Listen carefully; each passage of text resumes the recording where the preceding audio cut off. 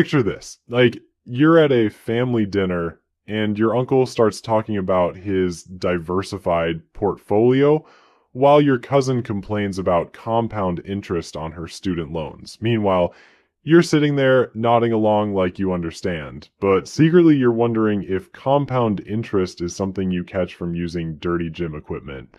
If this sounds familiar, don't worry, you're not alone and you're definitely not stupid. The truth is, most of us were never taught these basic financial concepts in school. Instead, we learned about the mitochondria being the powerhouse of the cell, which, let's be honest, has never helped me understand why my credit score went down after I paid off a loan. Today, we're going to fix that gap in your education by breaking down the essential financial concepts that actually matter in your daily life. And I help people understand money without making them feel like they need a PhD in economics just to balance a checkbook. If you're tired of feeling lost every time someone mentions interest rates or inflation, make sure to hit that subscribe button and give this video a thumbs up if it helps clear things up. Here's what's wild about financial literacy. It affects literally every major decision you'll make in your adult life. Whether you can buy a house, what car you can afford, when you can retire, and even whether you can take that vacation you've been dreaming about. Yet somehow we're expected to figure all this stuff out on our own, like some twisted adult scavenger hunt where the prize is not going broke. But here's the good news. I pray these concepts aren't actually that complicated once someone explains them in plain English instead of financial jargon that sounds like it was written by robots for other robots. By the end of this video, you'll understand the fundamental principles that govern how money works and, more importantly, how to make it work for you instead of against you. Let's start with something that hits everyone's paycheck every single month: taxes. Picture this scenario. You just finished a brutal month at work, putting in overtime and finally feeling good about that upcoming paycheck. Then payday arrives and you see that beautiful gross pay number at the top of your pay stub. But as you scroll down, reality hits harder than a cold shower. Federal income tax, state tax, Social Security, Medicare, and suddenly that number you were excited about has shrunk faster than your motivation on a Monday morning. This is the modern ritual of giving away a chunk of your money to invisible forces, and somehow we're supposed to say, thank you for the privilege. But here's the thing about taxes that most people don't understand. They're not just the government reaching into your pocket for fun. Taxes are literally the cost of civilization. You pay them, and in return, the government builds roads so you don't have to drive through mud puddles the size of small lakes. They fund schools so future generations can be just as confused about taxes as we are. They make sure your favorite taco truck isn't serving you a side of food poisoning, and yes, they send billion-dollar missiles to places you've probably never heard of. There are different types of taxes, and they each have their own special way of taking your money. Income tax hits the money you make from working, sales tax hits the money you spend on basically everything, and capital gains tax hits the money your investments made while you were sleeping, because apparently even your money's success is taxable. Nearly everyone also pays Social Security tax and Medicare tax. Think of Social Security tax as the government forcing you to save for retirement, except you don't get to choose where it goes or how it's invested. They take your money now and promise to give it back to you in small monthly payments when you're old enough to complain about everything. Medicare tax is basically health insurance for older people and those with serious health issues. Now comes the fun part. Filing your taxes, the government already knows exactly how much you owe them, but they make you guess anyway. It's like a game show where the wrong answer can land you in legal trouble. If you guess right, congratulations, you get to keep living your life. If you guess wrong, well, let's just say the IRS has a very particular set of skills for tracking people down. But here's something interesting that might make you feel slightly better about handing over your hard-earned cash. Countries with higher tax rates generally have better infrastructure, education systems, and social safety nets. So while it stings to see that money disappear from your paycheck, at least it's theoretically going toward making society function better. Next up, let's talk about banks, because most people have a completely wrong idea about what banks actually do with your money. When you walk into a bank, hand the teller your hard-earned cash and watch them count it with that practiced smile. You probably think your money is going straight into a vault somewhere, being guarded by security cameras and maybe a dragon. But here's the plot twist. That money is already gone before you even leave the building. Most people think of banks like a giant safe with one job protecting people's money. But in reality, banks are more like financial matchmakers. When you deposit that $1,000, the bank immediately takes about 900 of it and loans it to someone who wants to buy a jet ski or start a business or pay for their kid's wedding. This system is called fractional reserve banking, and it works on the assumption that not everyone is going to show up at the same time demanding all their money back. That assumption works great until it doesn't. Like in 2008, when people suddenly lost confidence in the banking system and lined up around the block to withdraw everything they had, turns out when everyone wants their money at the same time, the whole system gets a bit wobbly. So how do banks actually make money? It's surprisingly simple. They borrow money from you at a low interest rate and lend it to other people at a higher interest rate. The difference is their profit. You're essentially the supply of money, and borrowers are the demand. Banks are just the middleman taking a cut of every transaction. But why would you let them use your money in the first place? Well, banks offer some pretty compelling reasons. First, it's way more convenient to swipe a card or transfer money electronically than to carry around a briefcase full of cash like you're in some kind of heist movie. Second, they actually pay you to let them hold your money, though the interest rates these days are so low you'd earn more money finding loose change in your couch cushions. Third, it's much safer than keeping your life savings in a shoebox under your bed. In the United States, most banks are insured up to $250,000 per person, meaning the government guarantees your money is safe, even if the bank somehow manages to lose it all on bad investments. This brings us to one of the most important concepts in all of finance: interest. Imagine you borrow $1,000 from someone, but when it's time to pay them back, they want $1,280 instead. Why the extra money? Because of interest.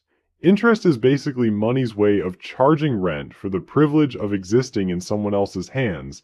When you're the one borrowing money, interest is the price tag for using someone else's cash. When you're the one lending money or saving it in an account, interest is your reward for being patient and responsible enough to let someone else use your money temporarily. There are two main types of interest, and understanding the difference between them can literally save or cost you thousands of dollars over your lifetime. Simple interest is straightforward. It's like a flat fee. You borrow money, you pay a fixed percentage on top of what you borrowed. Done deal. But compound interest, that's where things get interesting, and by interesting, I mean either incredibly good for you or absolutely devastating, depending on which side of the equation you're on. Compound interest is interest on top of interest. It's like your money having babies and then those babies having babies of their own. Let's say you have a credit card with a 20% interest rate, which is pretty typical these days. You buy something and miss a payment. Now, you're paying interest not just on what you originally spent, but on the interest that accumulated too. Before you know it, that $12 burrito you charged to your card 6 months ago has somehow turned into a $50 life lesson about the dangers of carrying credit card debt. But here's where compound interest becomes your best friend instead of your worst enemy. When you're investing money at, say, 7% annual returns, compound interest works in your favor. Your $100 becomes $200, then $400, then $800. Give it enough time, and you wake up one day, decades later, older and significantly wealthier, with a slightly smug satisfaction about your past financial decisions. This is why understanding interest is crucial. It's the silent engine behind both wealth creation and financial destruction.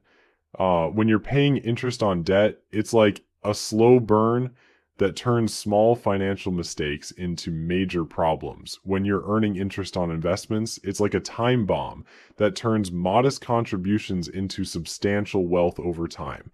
The hack here is simple in concept, but requires discipline in execution. If you're paying interest, eliminate that debt as fast as possible. If you're earning interest through savings or investments, let it sit there, feed it regularly with new contributions, and give time the chance to work its magic. Interest is either working for you or against you. There's really no middle ground. Now let's talk about something that sneaks up on you like a ninja in the night, silently stealing the purchasing power from your wallet. Inflation. Picture this. You walk into your favorite grocery store, grab that same bag of chips you've been buying for years, and suddenly it costs 30% more than it did 6 months ago. But wait, it gets worse. You open the bag and realize it looks like someone already ate half of it. Congratulations, you've just experienced the double punch of inflation and shrinkflation, where your money buys less and you literally get less for what you're buying. Inflation is basically your money getting weaker over time, like it's been hitting the gym but only doing cardio and skipping all the strength training. Your $5 bill is still technically $5, but it has the purchasing power of what used to be a $3 bill. It's like your money is slowly deflating, but without the courtesy of making that sad balloon sound to warn you it's happening. So, what actually causes this financial kryptonite? Sometimes it's simply too much money chasing too few goods. Imagine 2,000 people wanting to buy the same $500 TV, but there are only 1,000 TVs available. The store owner looks at this situation and thinks, well, if everyone wants it this badly, that'll be $800 now. Supply and demand, economics in action, and your wallet is the casualty. Other times, it's supply chain problems making everything more expensive to produce. When it costs more to make something, guess who absorbs that cost? Spoiler alert, it's not the company. And sometimes inflation happens just because people expect it to happen. If everyone believes prices are going up, they start spending money faster, which actually drives prices up. It's like a self-fulfilling economic prophecy, except instead of finding true love, you find more expensive groceries. A little bit of inflation is actually normal, even healthy. 2% per year is the sweet spot that economists love. But when inflation spikes, your savings account starts looking like a melting ice cube, and wages typically lag behind like that friend who's always 5 minutes late to everything. When this happens, governments try to fight inflation by raising interest rates, making it more expensive to borrow money. The theory is that if people can't afford to borrow as much, they'll spend less, cooling down the economy like throwing ice cubes into an overheated soup. This brings us to something that makes everyone collectively nervous: recessions. A recession is when the economy shrinks for at least 2 quarters, which in normal people terms means 6 months of economic sadness. One day you're planning that family vacation, and the next day you're watching the news talk about mass layoffs while your investment account balance looks like it's doing limbo with the ground. During a recession, jobs disappear faster than your motivation on a Monday morning.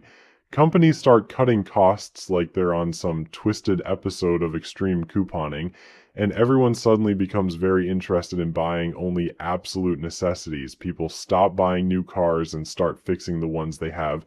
They cancel subscriptions, eat out less, and generally act like money is a finite resource, which, plot twist, it actually is. Recessions happen for all sorts of reasons. Sometimes interest rates get too high, making borrowing money as appealing as eating cardboard. Sometimes there's a global crisis like a pandemic that makes everyone stay home and rethink their life choices. Sometimes it's just the natural economic cycle doing its thing. Boom, peak, bust, reset, repeat. Think of the economy like a house party. During the boom phase, everyone's dancing, the music is loud, drinks are flowing, and someone just ordered pizza for everyone. But eventually the lights come on, reality sets in, and someone checks their bank account balance. Suddenly, the DJ is playing melancholy music about corporate downsizing, and the party mood shifts dramatically. The good news is that recessions aren't permanent. They're more like economic hangovers, painful, inevitable, but temporary. Governments might lower interest rates, send out stimulus checks, or just cross their fingers and hope people start buying overpriced coffee again. Eventually, spending returns, businesses start hiring, and growth resumes, though not without leaving some economic scars that serve as reminders of what just happened. Now, let's discuss something that follows you around like a financial shadow, your credit score. This mysterious 3-digit number is basically a report card for adults, except instead of getting grounded for bad grades, you get punished with terrible interest rates and the inability to rent decent apartments. Your credit score is like having a financial reputation that precedes you into every major purchase decision. This score isn't about how much money you have in the bank, it's about trust and reliability. Lenders want to know one simple thing. If we give this person money, will they actually pay us back, or will they disappear into the night like some kind of financial ghost? Your credit score ranges from 300 to 850. Below 580, you're basically a walking red flag to lenders. Above 750, you're sparkling with adult financial credibility. So how is this magical number calculated? Payment history is the biggest factor. Do you pay your bills on time, or do you treat due dates like suggestions? Credit utilization comes next. This measures how much of your available credit you're actually using. If you have a $1,000 limit and you're maxing it out every month, that's like showing up to a potluck empty-handed, but eating 3 plates of food. The length of your credit history matters too. Having older accounts shows you're not a financial flight risk.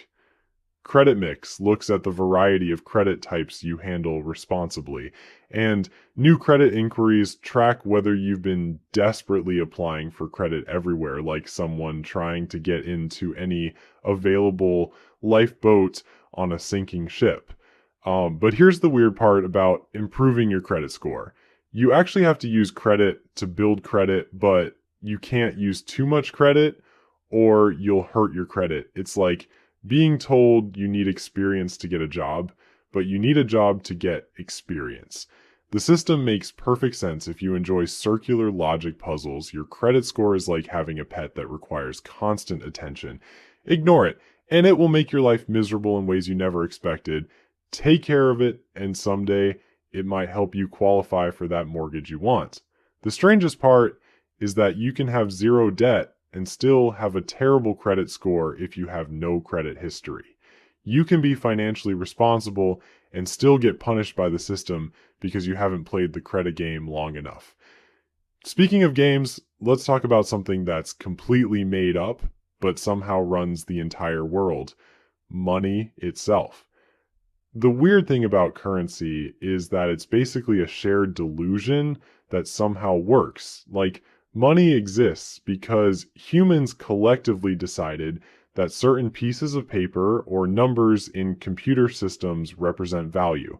There's no fundamental difference between a dollar bill and a piece of paper with your grocery list on it, except that society has agreed one of them can buy groceries and the other one cannot. Money makes trading easier and helps organize society, but its legitimacy comes entirely from collective belief. A dollar bill has value because we all agree it has value. The same principle applies to cryptocurrency, gold, or even those weird collectible digital images that people spend thousands of dollars on. The only reason any of these things can be exchanged for goods and services is because enough people believe they're worth something. So, how does this illusion actually work in practice? Governments print money, central banks regulate how much is in circulation, and everyday people trade it for the things they need and want. Banks have to carefully control the money supply because if there's too much money floating around, inflation kicks in and everyone's savings become as valuable as monopoly money. It says if there's too little money available, nobody can afford to live, which creates its own set of problems. Money is essentially a social contract built on shared belief and trust. As long as enough people believe in the system, it keeps working. But when that trust breaks down, things can get interesting very quickly and not in a good way. Looking back at what we've covered, you now have the tools to understand money instead of being intimidated by it. Taxes fund civilization, banks are middlemen, interest either builds or destroys wealth, and your credit score follows you everywhere.